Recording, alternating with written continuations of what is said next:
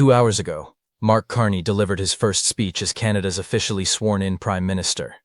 He said one sentence that told you everything about his strategy. My first priority is to protect Canada's workers and households faced with the United States' unjustified foreign trade actions. Then he announced his first official trip, not to Washington, to Europe, to discuss security reinforcement and trade diversification. The message to Trump could not be clearer. After 18 months of threats, tariffs, and attempts to force Canadian submission, the new Prime Minister is not seeking reconciliation. He is seeking alternatives. But before we break down what this means, if you appreciate this kind of analysis, hit that subscribe button and like this video so you never miss a story like this. March 14, 2026 marked a turning point in Canada-US relations. Mark Carney was officially sworn in as Canada's 23rd Prime Minister following his Liberal Party leadership victory on March 9. In his first speech after the ceremony, Carney made clear where his priorities lie. My first priority is to protect Canada's workers and Canadian households faced with the United States' unjustified foreign trade actions, he said. He added that he and Trump have shared goals to protect workers, but what came next revealed how different their approaches actually are. Carney announced his first official trip would be to Europe. Not Washington. Not a symbolic visit to the White House to reset relations. Europe. The stated purpose: to discuss security reinforcement and trade diversification. The unstated purpose: to signal that Canada's future does not depend on American approval. This was not an accident. This was not a scheduling conflict. This was a deliberate choice designed to send a message Trump could not miss. The timing matters. Just 5 days earlier, Trump launched Section 301 trade investigations into 16 countries. Mexico made the list. China made the list. The European Union made the list. Canada did not. For the first time in 18 months, Trump passed on an opportunity to hit Canada with new tariffs. Some analysts saw this as Trump backing down. Others saw it as tactical delay.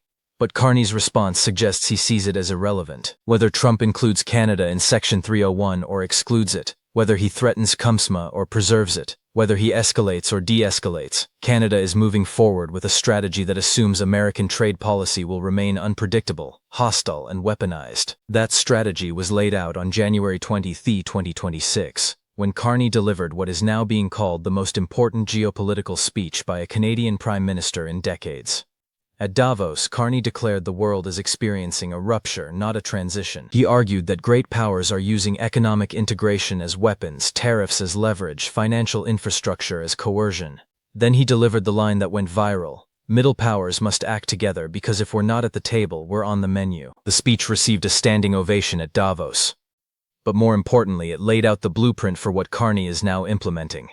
He announced that Canada joined the European Union's safe defense procurement arrangements. He said Canada signed 12 trade and security deals on 4 continents in 6 months. He announced partnerships with China and Qatar. He said Canada is negotiating free trade pacts with India, ASEAN, Thailand, Philippines, and Mercosur. This is not reactive scrambling. This is offensive strategy. Canada was amongst the first to hear the wake-up call, Carney said at Davos. Diversification internationally is not just economic prudence. It's a material foundation for honest foreign policy, because countries earn the right to principled stands by reducing their vulnerability to retaliation. That sentence captures his entire approach. He is not trying to appease Trump. He is building alternative structures that reduce Canada's dependence on the United States to the point where Canada can afford to say no. And now, as officially sworn-in Prime Minister, he is making that strategy explicit government policy. The decision to make Europe his first destination carries enormous symbolic weight. For decades, Canadian prime ministers treated the US-Canada relationship as the foundational priority. First visits typically went to Washington. First phone calls went to the White House. Carney is flipping that assumption. His first official trip goes to the continent that shares Canada's values, not the neighbor that shares Canada's border. The message is unmistakable.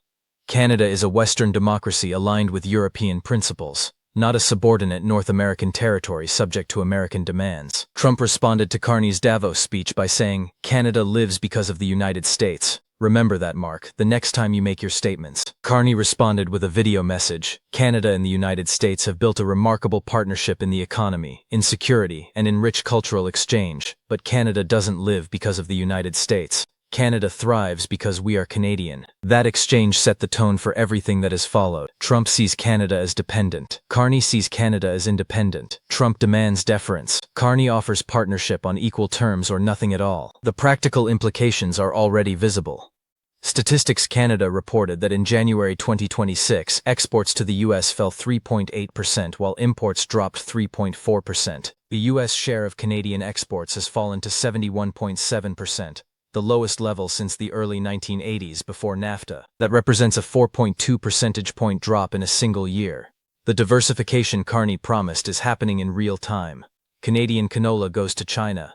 Canadian uranium goes to India. Canadian energy is being redirected to Pacific markets. Every percentage point that shifts away from American dependence is leverage that Trump loses. The question is whether this strategy can work fast enough. The CUSM review is scheduled for July 1, 2026. Trump has repeatedly threatened to terminate the agreement or break it into bilateral deals. If CUSM collapses, 71.7% of Canadian exports could suddenly face American tariffs. Carney's diversification has reduced that figure from 75%. But the vast majority of Canadian trade remains vulnerable. Building alternative markets takes time. Trade agreements take years to negotiate. Infrastructure projects take decades. Carney is playing a long game, but Trump is forcing a short-term crisis. Here is where Carney's background as a central banker becomes crucial. He understands that markets respond to credible commitments, not just immediate actions. By announcing 12 deals in 6 months, by joining European defense procurement, by signing partnerships with China and Qatar, Carney signals to global markets that Canada is serious about diversification. That signal changes investor behavior. Companies start looking at Canadian-European supply chains. Asian buyers start negotiating for Canadian energy. Even if those deals take years to fully materialize, the announcement itself begins reshaping economic relationships immediately. Trump's exclusion of Canada from Section 301 investigations may have inadvertently helped Carney. By leaving Canada off the list while targeting Mexico, Trump created a contrast that makes Canada look stable, that pushes investment toward Canada. By excluding Canada while hitting China and the EU, Trump made Canada look safer for companies avoiding trade war damage. Carney did not ask for that exclusion, but he is benefiting from it. And by immediately pivoting to Europe, he is maximizing that benefit by showing global markets that Canada is aligned with the West, not isolated in North America. The symbolism of skipping Washington extends beyond trade. Security cooperation, intelligence sharing, defense procurement, Arctic sovereignty, all traditionally required American involvement. By going to Europe first and discussing security reinforcement, Carney signals that Canada will pursue security partnerships independent of American participation. Joining the EU's safe defense procurement means Canadian defense contractors can bid on European military projects without American intermediaries. That reduces dependence. That increases options. That is exactly what Carney promised at Davos when he said middle powers must reduce their vulnerability to retaliation. There is risk in this approach. Trump could interpret Carney's Europe first trip as a provocation. He could respond by adding Canada to Section 301 investigations. He could accelerate efforts to terminate SCUMSA. He could impose new tariffs on Canadian energy or dairy. Each move would hurt Canada economically. But Carney has calculated that the long-term cost of remaining dependent on an unreliable partner exceeds the short-term cost of diversification. And he is betting that by the SUMA review in July, Canada will have enough alternative partnerships that Trump's threats carry less weight. 2 hours ago, Mark Carney stood as Canada's officially sworn-in Prime Minister and declared that his first priority is protecting Canadian workers from American trade actions. Then he announced he is going to Europe to build security and trade partnerships independent of the United States. That is not the speech of a leader seeking to repair a damaged relationship. That is the speech of a leader who has concluded the relationship cannot be repaired and must be replaced. Trump wanted Canada to come to Washington seeking terms. Carney is going to Brussels offering partnership. Trump wanted leverage. Carney is building alternatives. Trump wanted subordination. Carney is choosing sovereignty. And right now, Washington has no answer for it. If this opened your eyes, smash that like button, share it with someone who needs to hear this, and subscribe so you do not miss what happens next.